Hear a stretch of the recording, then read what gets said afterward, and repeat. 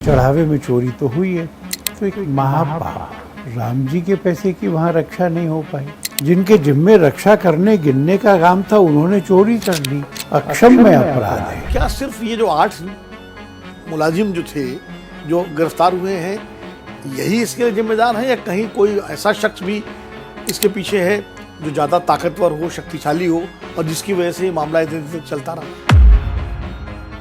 SIT बन गई बिना एफआईआर के, जबकि एसआईटी का एक प्रक्रिया है कि पहले एफआईआर होगी फिर एसआईटी बनेगी। और एफआईआर किसी बाकी व्यक्तियों ने नहीं की, सबको अधिकार था करने का। ट्रस्ट ने की और समग्र जांच करके अपने आप को भी इंक्लूड किया उसमें। तो ये प्रक्रियात्मक गलती भी नहीं हुई, देरी भी नहीं। फिर एफआईआर जो हुई है उसमें भी देखिए जो नाम दिए गए हैं वो खाली नाम दे दिए गए, पिता का नाम भी नहीं है, पता भी नहीं है। पिता का नाम और पता वगैरह लिखना, इसकी आवश्यकता तब होती है जब लोग पहचान में ना आ रहे हों। कोर्ट ऑफ लॉ में टिकेगा मामला? हाँ बिल्कुल टिकेगा, क्योंकि कोर्ट ऑफ लॉ में नाम किसका लिखा है किसका नहीं लिखा है इसकी जांच नहीं होती है। नाम लिखने से कोई अपराधी भी नहीं होता है। जब महिपाल सिंह जी ने जो ऑडिट कर रहे थे लेखा, उन्होंने जब इस बात को इंगित किया था, इसको एक तरह से विजिल ब्लोअर वाला काम किया था, तो उनको हटा दिया गया, बजाय इसके उसी समय अगर ऐसा वो हो जाता, ध्यान दिया जाता। महिपाल जैसे बहुत डिसग्रंटल्ड लोग जो हैं इस समय जवानी बहुत सारी बातों को कह दे रहे हैं। उनको लग रहा है कि मैं स्कोर सेटल कर सकता। तो नृपेंद्र मिश्रा जी ने कह दिया कि चोरी नहीं डकैती हुई है। अब सवाल, जब डकैती हुई तो उनके जैसा जिम्मेदार व्यक्ति क्या कर रहा था, तो उनको पूछना पड़ेगा। लेकिन राष्ट्रीय स्वयंसेवक संघ को इतना समय क्यों लगा अपनी प्रतिक्रिया देने में, जबकि आमतौर पर तो संघ हर विषय पर उसकी एक प्रतिक्रिया आती है। संघ को चिंता है कि कहीं इसका राजनीतिक लाभ समाजवादी पार्टी या कांग्रेस ने उठा ले। संघ की चिंता इतनी छोटी नहीं होती है।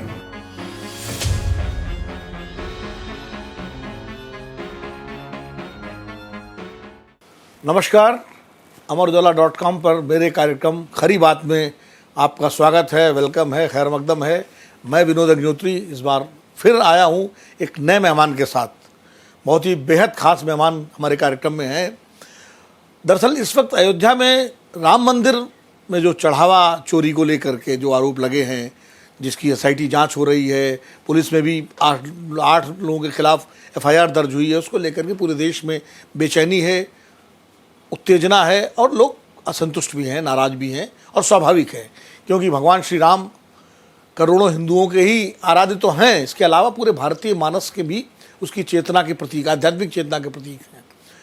उस मंदिर में जिसके निर्माण में हजारों लाखों करोड़ों लोगों ने अपना योगदान दिया, उसमें इस तरह की खबरें जब आईं तो सारे लोग डिस्टर्ब हुए और विपक्ष ने इसको एक मुद्दा बनाया है। मामला काफ़ी चर्चा में है। इन सब बातों पर, इस मुद्दे पर बातचीत करने के लिए हमारे साथ हैं विश्व हिंदू परिषद के अंतर्राष्ट्रीय अध्यक्ष आलोक कुमार जी। आलोक जी, बहुत बहुत स्वागत है।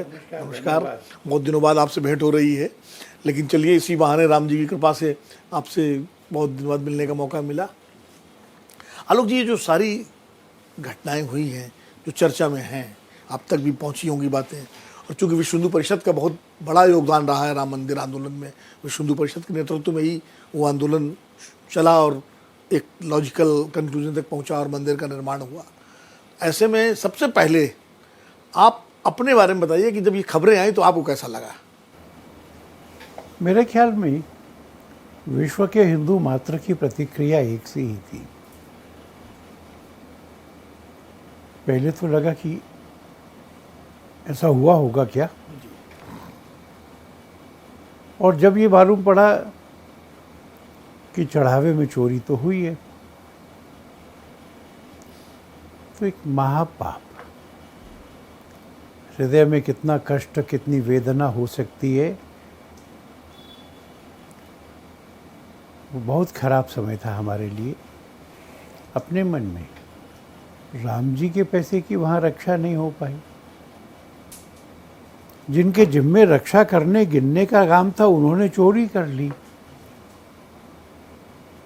तो मैं इसमें छुपाऊंगा नहीं। अक्षम्य अपराध है, इसकी कोई भरपाई करना मुश्किल है।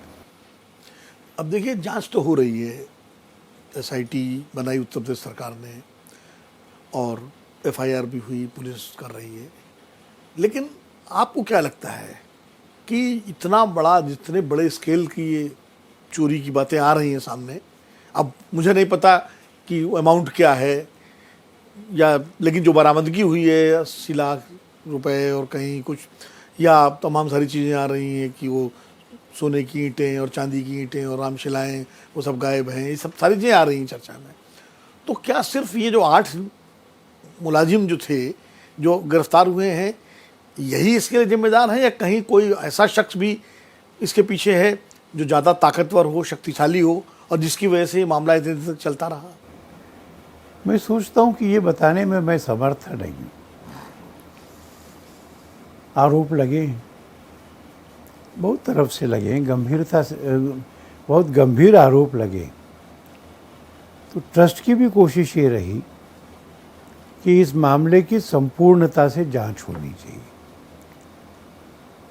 जो एफआईआर है, तो जो नाम एसआईटी की रिपोर्ट में थे उसके 8 के बाद में 9वें में लिखा है अन्य लोग, और मांग की है समग्र जांच की।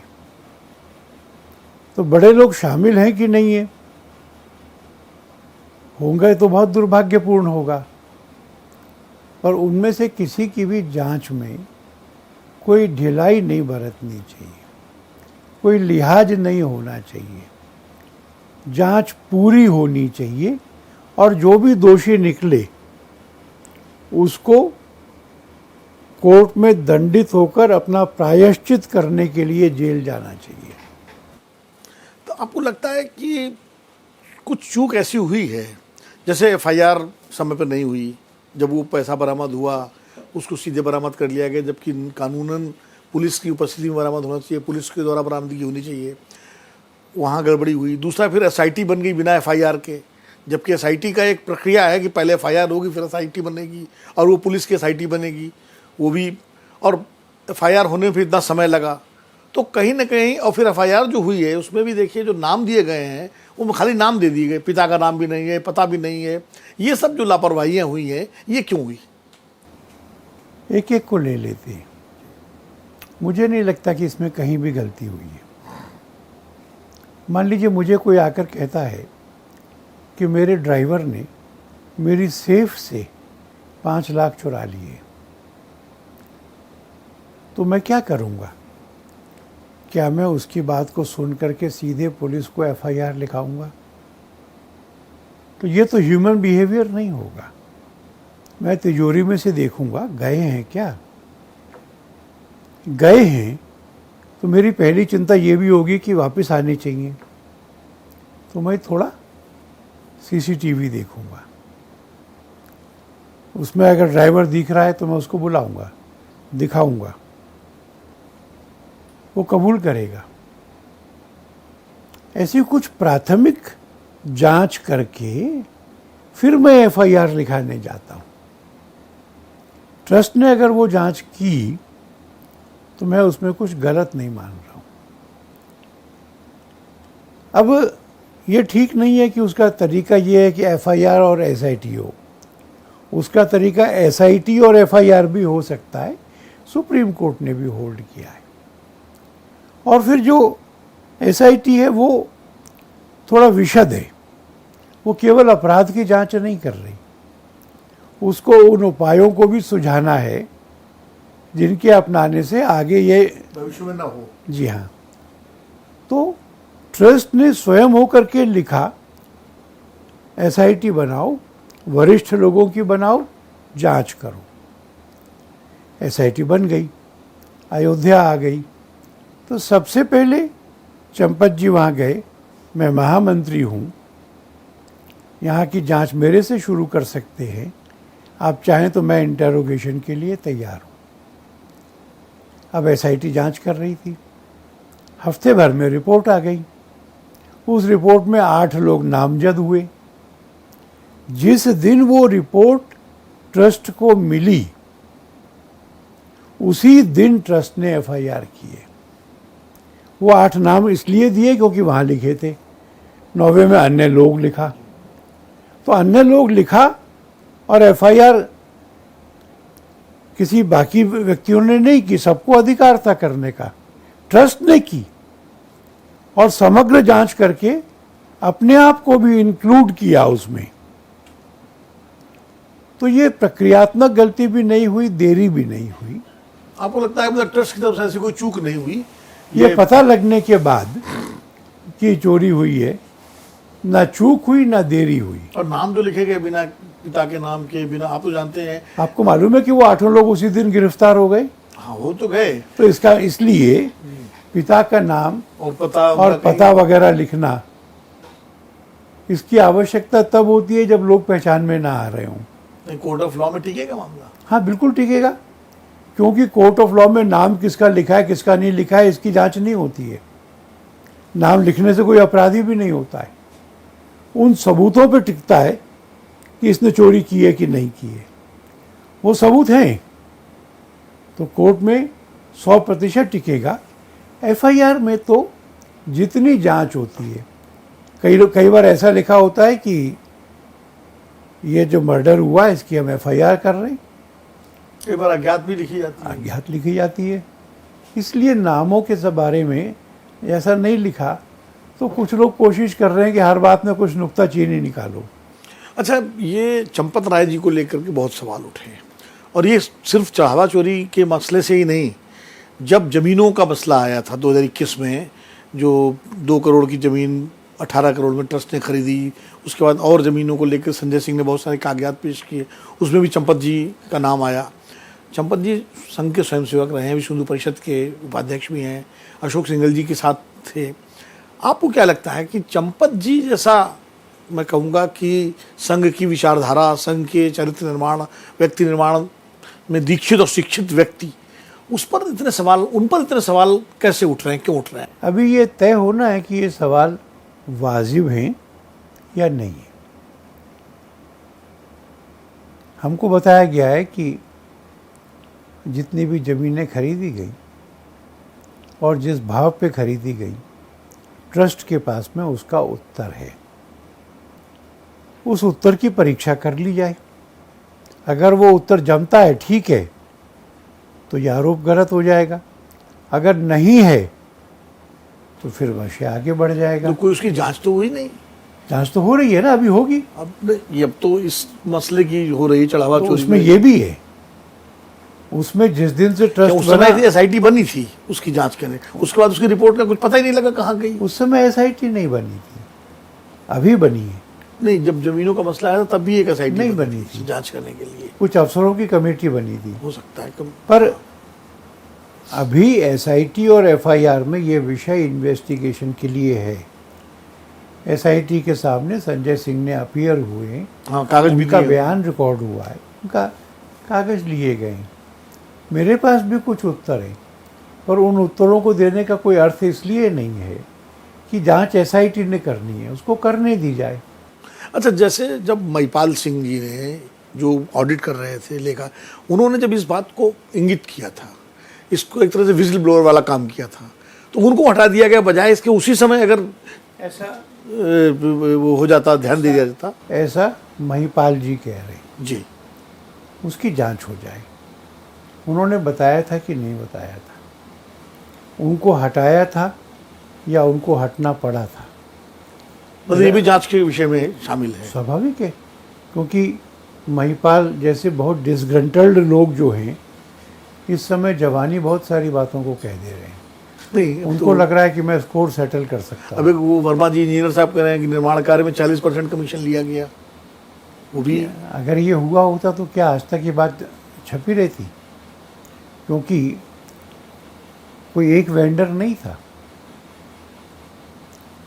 जांच इसकी भी कर लो, पर ये 40% वाली बात तो सिरे से गलत है, क्योंकि अगर आप कई 100 लोगों से काम करवा रहे हैं और कई 100 लोगों से एग्रीमेंट साइन कर रहे हैं और आप 40% मान रहे हैं, तो क्या ये बात 3-4 साल में खुलेगी नहीं? आज क्यों याद आ रही है भाई? तो इन सब चीज़ों की जांच होनी है। मैं इसमें से किसी को भी क्लीन चिट भी नहीं दे रहा। आरोप लगाए, सामना करो भाई। अच्छा, अब तो नृपेंद्र मिश्रा जी ने कह दिया कि चोरी नहीं, डकैती हुई है। अब सवाल, जब डकैती हुई तो उनके जैसा जिम्मेदार व्यक्ति क्या कर रहा था, जब वो कह रहे हैं, खुद ही कह रहे हैं डकैती हुई? और जबकि उन पर तो भरोसा प्रधानमंत्री कार्यालय से लेकर के उत्तर प्रदेश सरकार और ट्रस्ट सबका है, सही है। और वो वहाँ के प्रशासक भी थे, प्रशासक भी है। तो उनको पूछना पड़ेगा। पर सुनिए, हम ये इनकार नहीं कर रहे कि चोरी हुई है। अब चोरी कह लो, डाका कह लो, एक कानून के विद्यार्थी को मालूम है कि डाका में कुछ थोड़ा वायलेंस या बाकी सब क्या होता है, पर चोरी डाका कहने से फर्क नहीं पड़ता। अपराध तो अपराध है। अपराध अपराध है। जी। राम जन्मभूमि पे हुआ, इससे ये महापाप हो गया। तो शब्दों के फेर में जाए बगैर इस बात को स्वीकार करना कि वहाँ हुआ था, आगे से ना हो इसकी व्यवस्था करना, और जिसने किया है उसको दंड देना, हिंदू समाज का के लिए, राम जी के लिए ये प्रायश्चित पूरा करना होगा।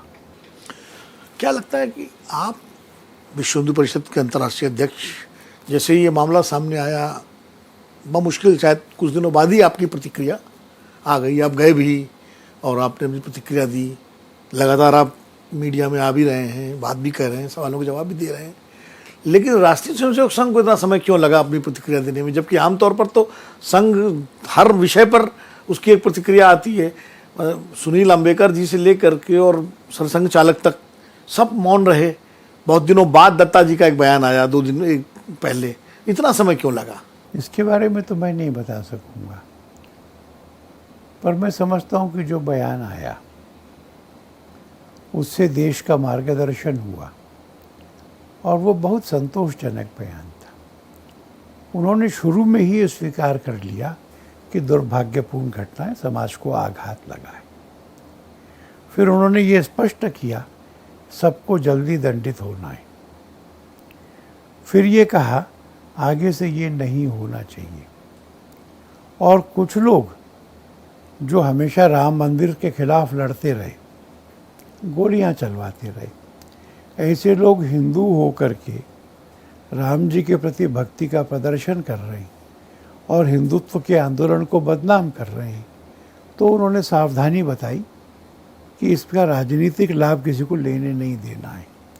तो एक संतुलित और अच्छा वक्तव्य था, जैसा कि संघ से अपेक्षा है। मतलब संघ को चिंता है कि कहीं इसका राजनीतिक लाभ समाजवादी पार्टी या कांग्रेस ने उठा ले? संघ की चिंता इतनी छोटी नहीं होती है, संघ की चिंता व्यापक है। हिंदुत्व के आंदोलन को जो दाग लगा है, क्या हम इस दाग को दूर कर पाएंगे? तो वो तो हमारे कर्मों से होगा, बोलने से नहीं होगा। तो हम सब इस बात के लिए प्रतिज्ञ हो जाएं कि प्रत्येक अपराधी को दंड मिले, व्यवस्थाएं अचूक हों, दोबारा ऐसा होने की कोई संभावना न रहे। आपने एक पत्र लिखा है आयोग को कि तमाम सारे कुछ विपक्षी नेताओं को नाम लेते हुए कि इनसे भी जांच की जाए, पूछताछ की जाए। वो विपक्षी नेता ये महत्व का नहीं था मेरे लिए। उनके बयान में जैसे एक ने कहा 20,000 करोड़ से ज़्यादा पैसा, अब ये तो एक फिगर हो गई ना। और कोई जी ने कहा है। हाँ, अब कोई व्यक्ति जो सांसद है, लगातार सांसद रहा है, जिसकी पार्टी शासन में रही है, और वो तो प्रोफेसर हैं, तो ऐसा कहने का कुछ आधार होगा ना उनके पास। तो मैंने आयु से कहा ऐसे लोगों से ज़रा बात कर लो, बयान लिख लो, पूछ लो कि प्रोफेसर साहब इस बात को कहने का आधार क्या था? आपने 16 नहीं कहा, आपने 18 नहीं कहा, आपने 25 नहीं कहा, 20 कहा, एक फिगर दी आपने, एक फिगर दी है। इस फिगर को कंप्यूट कैसे कराएं? क्योंकि हमारे हिसाब से तो वहाँ 10,000 करोड़ भी नहीं आए। और इसको कंप्यूट करने में जो जानकारियाँ आपने जुटाई वो क्या हैं और कहाँ से आई हैं? क्या आपके पास कुछ डॉक्यूमेंट है? अगर ये सब सहायता रामगोपाल जी उनकी कर देते हैं तो जांच में आसानी हो जाएगी। तो मैंने इसलिए आयु को कहा कि जरा उनसे सुझाव ले लो।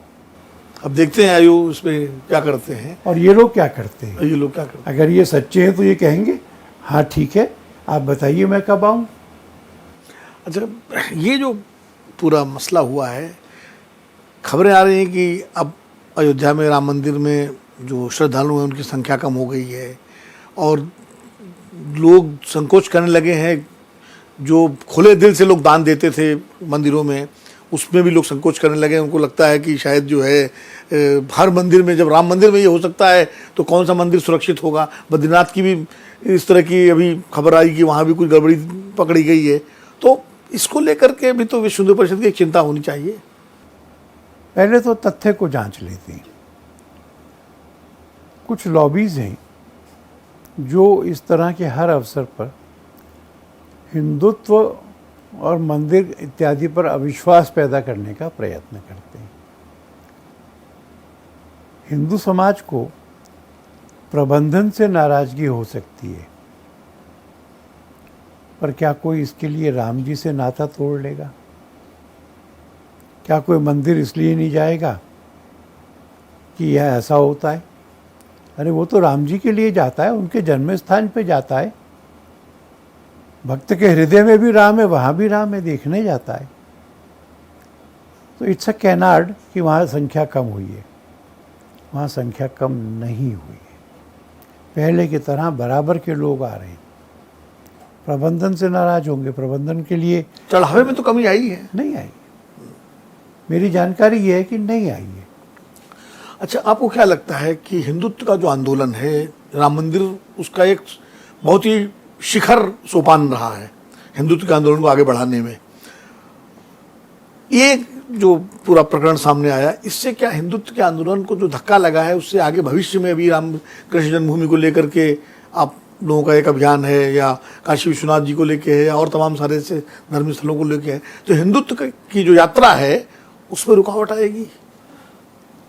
मुझे नहीं लगता है।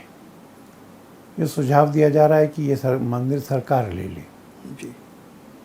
तो क्या सरकार जिन मंदिरों को लेती है वो अच्छे चल रहे हैं? शबरीमाला से भगवान के गर्भगृह के द्वारों का सोना चोरी हुआ, ये तो पूरा चुनाव का मुद्दा बना था। तमिलनाडु और बाकी जो दक्षिणी राज्य हैं उसमें लाखों एकड़ मंदिरों की भूमि कहाँ गई पता नहीं। तिरुपति में भी इस तरह की बात आई थी। तिरुपति में भी आई।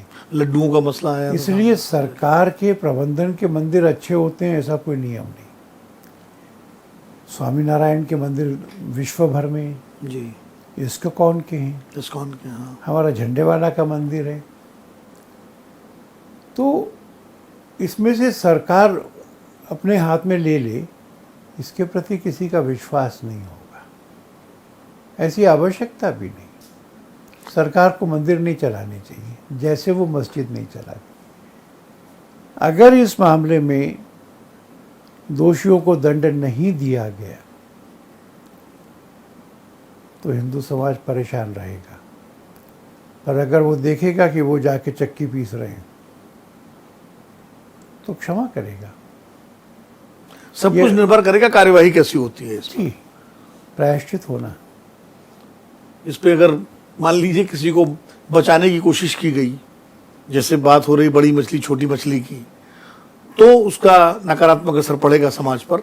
और अगर सबको जो भी दोषी पाए गए और उनकी कार्यवाही हुई तो हिंदू समाज उस चीज़ को स्वीकार कर देगा कि जो गलती हुई लोगों से उसको हुआ।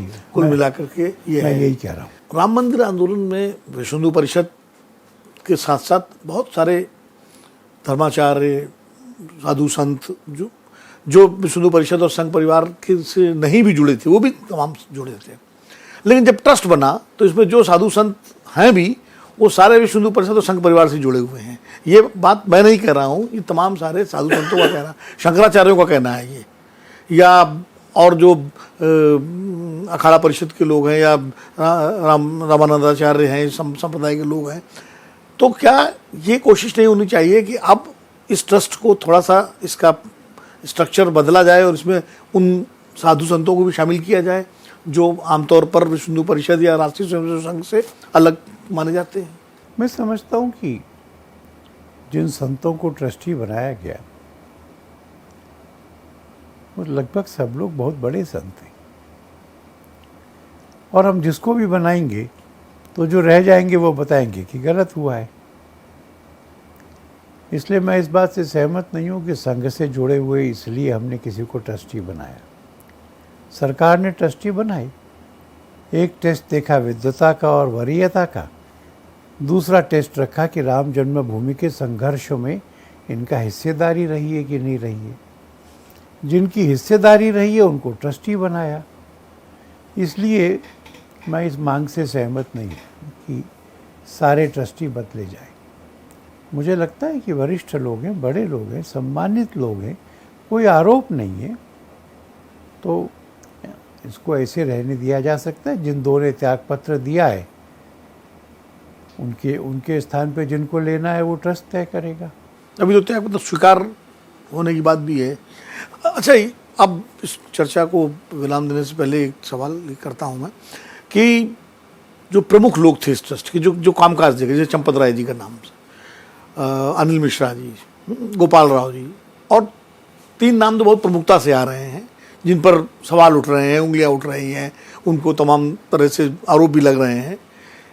गोविंद देवगिरी जो महाराज हैं, जो कोषाध्यक्ष हैं, उनकी जिम्मेदारी भी तो होनी चाहिए थी, क्योंकि कोष का मामला है ना। हर जगह कहीं भी अगर कुछ गड़बड़ होता है तो पकड़ा जाता है पहले कैशियर। वो कोषाध्यक्ष के बारे में कोई चर्चा ही नहीं कर रहा। सारी चर्चा चंपत राय जी और अनिल मिश्रा और उनकी हो रही है। आपको क्या लगता है, ये चारों लोग जो है, ये तो जांच से पता लगेगा दोषी हैं कि नहीं दोषी हैं, लेकिन कहीं ना कहीं अनदेखी तो हुई है ना चीज़ों की, या अति विश्वास के कारण जो भी हुआ हो, तो उस कहते हैं ना एक क्रिमिनल नेग्लिजेंस, आप तो खुद वकील भी हैं सुप्रीम कोर्ट के, एक क्रिमिनल नेग्लिजेंस की जिम्मेदारी तो आती है ना इन पर, चारों लोगों पर। मैं भविष्यवाणी नहीं कर सकता। जांच इन बातों को भी कंसिडर करे और किसकी कितनी रिस्पॉन्सिबिलिटी है ये भी निश्चित करे और उसके अनुसार आगे बढ़े। नहीं, जैसे मैं सीधे उदाहरण देता हूँ, जब मनमोहन सिंह प्रधानमंत्री थे तो 2G और कोलगेट सब हुआ, उनका दोष ये था, यही कहा जाता था कि कमीशन नहीं लिया तो ओमिशन तो किया उन्होंने, अनदेखी तो की। उसी तरह मैं कह रहा हूँ कि इस मामले में ओमिशन की जिम्मेदारी तो है ना। मैंने आपकी बात नहीं काटी है जी, मैंने कहा कि अनदेखी हुई हो सकती है, पर ये अनदेखी कितनी है ये नापने का काम यहाँ बैठ के मैं नहीं कर सकता। ये ट्रस्टीज़ के बारे में जो जांच हो रही है उसमें से पता लगाया जाना चाहिए और फिर उसके अनुसार कार्रवाई की जानी चाहिए। आखिरी सवाल, प्रधानमंत्री जी नरेंद्र मोदी जी की पूरी दिलचस्पी रही राम मंदिर के आंदोलन में शुरू से लेके, जब अडवाणी जी रथ यात्रा लेकर निकले थे तो गुजरात के प्रभारी थे, पूरे एक तरह से रथ पे आगे वही चलते थे, और उसके बाद लगातार इस आंदोलन से वो जुड़े रहे। बाद में जब प्रधानमंत्री बने तो उनके प्रयासों से ये फैसला भी हुआ सुप्रीम कोर्ट का, जल्दी हुआ, शिलान्यास हुआ, उन्होंने शिलान्यास में वो वही थे, लोकार्पण जब हुआ मंदिर का उद्घाटन उसमें भी फिर ध्वजारोहण। इस मामले में उनकी कोई भी टिप्पणी नहीं आई, क्यों मतलब चुप है? क्या लगता है आपको? उनको अपेक्षा हम सब की ये है कि प्रधानमंत्री जी को तो सीधे हस्तक्षेप करके इस मामले में विपक्ष जो कह रहा है, ये मांग कर रहा है कि भाई सुप्रीम कोर्ट के रिटायर्ड जज से जांच कराई जाए या CBI जांच कराई जाए, तो इस पे उनका मौन क्यों है? मैं सोचता हूँ कि ज़्यादा इम्पोर्टेंट क्या है, करना या बोलना। तो मैं बहुत संतुष्ट हूँ कि उत्तर प्रदेश की सरकार तेज से तेज गति से काम कर रही है। कहा जा रहा है कि सुप्रीम कोर्ट के सिटिंग जज से जांच कराई जाए। सिटिंग या रिटायर्ड या प्रधानमंत्री जी तो सिटिंग जज को तय नहीं कर सकते, ये उनके अधिकार क्षेत्र के बाहर है। सुप्रीम कोर्ट कर सकती है। उसके सामने ये पिटीशन कुछ लोगों ने डाला है, तो सुप्रीम कोर्ट सुन ले, निर्णय करे। हमको कुछ छुपाना नहीं, बचाना नहीं। सुप्रीम कोर्ट सिटिंग जज को मॉनिटरिंग के लिए तय करती है, करे। रिटायर्ड को करती है, करे। CBI को करती है, करे। कोई भी हो उसको अपॉइंट करे और जांच करे। हमको मॉनिटरिंग से बचने का कोई भी कारण नहीं। नहीं, ये आपने सही कहा कि प्रधानमंत्री तो सुप्रीम कोर्ट से नहीं कह सकते कि ये जज अपॉइंट करिए, लेकिन सरकार एक आयोग तो गठित कर सकती है और आयोग में कोई भी रिटायर्ड जस्टिस को उसमें उसका अध्यक्ष बना सकती है। ये तो अतीत में भी हुआ है, या सुप्रीम कोर्ट से अनुरोध कर सकती है। आयोग अपराध का इन्वेस्टिगेशन नहीं करता है, एसआईटी बनी है। जिनको लगता है कि उत्तर प्रदेश की पुलिस ईमानदारी से काम नहीं करेगी, वो सुप्रीम कोर्ट से आदेश लेने जाएं। हमें तो लगता है कि पुलिस को खुली छूट है, वो पूरा काम करे, तो हम क्यों जाएं? हम क्यों कहें कि हमारी पुलिस अक्षम है? अक्षम है भी नहीं। जिनको लग रहा है कि नहीं करेगी, वो गए सुप्रीम कोर्ट में, सुप्रीम कोर्ट करेगी तो कर देगी। चलिए आलोक जी, आपने सवालों के जवाब बहुत बेबाकी से दिए और आप लगातार इस मुद्दे पर मुखर भी हैं और ज़रूरत भी है कि चूँकि हिंदू समाज बहुत आहत है इस पूरे प्रकरण से, तो ऐसे में विश्व हिंदू परिषद के अंतर्राष्ट्रीय अध्यक्ष होने के नाते आपकी जिम्मेदारी भी बनती है कि आप इन सवालों पर अपनी राय रखें। आपने समय निकाला और हमको समय दिया इतनी व्यस्तता के बावजूद, इसके लिए बहुत बहुत धन्यवाद। आपको भी बहुत धन्यवाद। ये थे आलोक कुमार जी, विश्व हिंदू परिषद के अंतर्राष्ट्रीय अध्यक्ष, और राम मंदिर के प्रकरण पर, चढ़ावा चोरी के मुद्दे पर उन्होंने अपनी राय रखी, सवालों के जवाब दिए, और इस उम्मीद के साथ कि भविष्य में अगर फिर कभी ज़रूरत पड़ी तो आलोक जी हमको समय देंगे, और इतना अधिकार तो मेरा उनके ऊपर है ही कि जब मुझे मिलना होगा तो आलोक जी से मैं मिलने ज़रूर आऊँगा। बहुत बहुत धन्यवाद आलोक जी, आभार।